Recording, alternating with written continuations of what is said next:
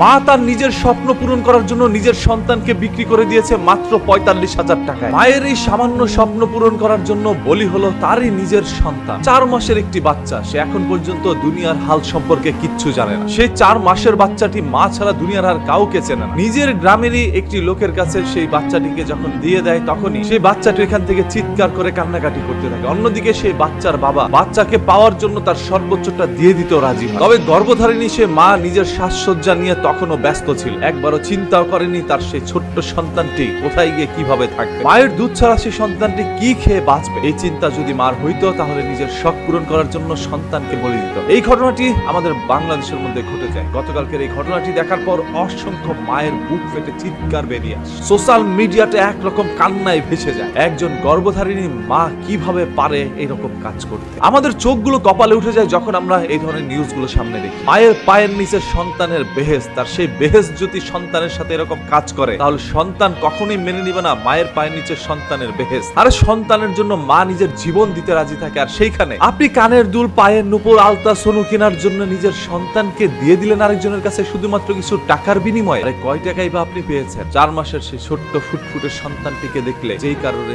হৃদয় ফেটে চিৎকার বের হবে। আপনার মতো কিছু মায়েদের কারণে সকল মায়েদের এখন বদনাম হচ্ছে। আপনাদের সবার কাছে একটা রিকোয়েস্ট, এই ভিডিওটি এখনই শেয়ার করে দেন যাতে করে প্রত্যেকটা মানুষ এই মহিলাটিকে চিনে রাখতে পারে। মানুষ যেন বুঝতে পারে এই মা বেশি কালসাপগুলো কি করতে পারে পৃথিবীতে। অসংখ্য স্বামী স্ত্রী আছে যাদের ঘরের মধ্যে আল্লাহ তাআলা একটি সন্তান দিচ্ছে না, তারা চিৎকার করে কান্নাকাটি করছে সারাটা দিন, আল্লাহ তাআলার কাছে ফরিয়াদ করছে, তারপর আল্লাহ তাআলা তাকে একটা সন্তান দিচ্ছে না। অন্যদিকে এমন মানুষকে আল্লাহ তাআলা সন্তান দিচ্ছে যে নিজের সন্তানকে ঘরের মধ্যে রাখতে পারে না, টাকার বিনিময়ে সন্তানকে দিয়ে দেয় আরেকজনের কাছে। আল্লাহ তাআলা মানুষ বুঝে কেন সন্তান দিচ্ছেন? আল্লাহ তাআলা প্রত্যেকটা মানুষকে কিন্তু পরীক্ষা নেওয়ার জন্য এরকম কাজ করে। তাকে সন্তান দিয়ে দেখলো, সন্তান দেওয়ার পর তিনি কি করে। আরেকজনকে সন্তান দেয়নি, দেখলো সন্তান না দেওয়ার কারণে তিনি কি করে। যেই মা টাকার জন্য নিজের সন্তানকে আরেকজনকে দিতে পারে সে কোনোদিন একজন মা হইতে পারে না। যখন এই বিষয়টি এলাকার মধ্যে জানাজানি হয়ে গেল তখন আইন শৃঙ্খলা বাহিনী, এলাকাবাসী সবাই একত্র হয়ে বাচ্চাটাকে আবারও ফিরিয়ে নিয়ে আসে তার মায়ের কোলে। তবে তার মায়ের কোলে কতক্ষণ পর্যন্ত এই বাচ্চাটা সুরক্ষিত থাকবে, এই প্রশ্ন সবার মনে। যেই মা টাকার জন্য সন্তানকে দিয়ে দিতে পারে সেই মা টাকার জন্য নিজের সন্তানকে দুনিয়া থেকে সরিয়ে দিতে পারে। বর্তমান সোশ্যাল মিডিয়ার মধ্যে কাপল ব্লগার নামক কিছু সংখ্যক হাইনার দলেরা দেখাচ্ছে প্রতিনিয়ত তার বউকে নতুন নতুন জিনিস কিনে দিচ্ছে, তার স্বামীকে নতুন নতুন জিনিস কিনে দিচ্ছে। তাদের ভালো মন্দ দেখে আপনার ইচ্ছা থাকে, শখ জাগে, আপনিও নতুন নতুন কিছু করবেন, নতুন নতুন কিছু কিনবেন। আর এই জন্য কি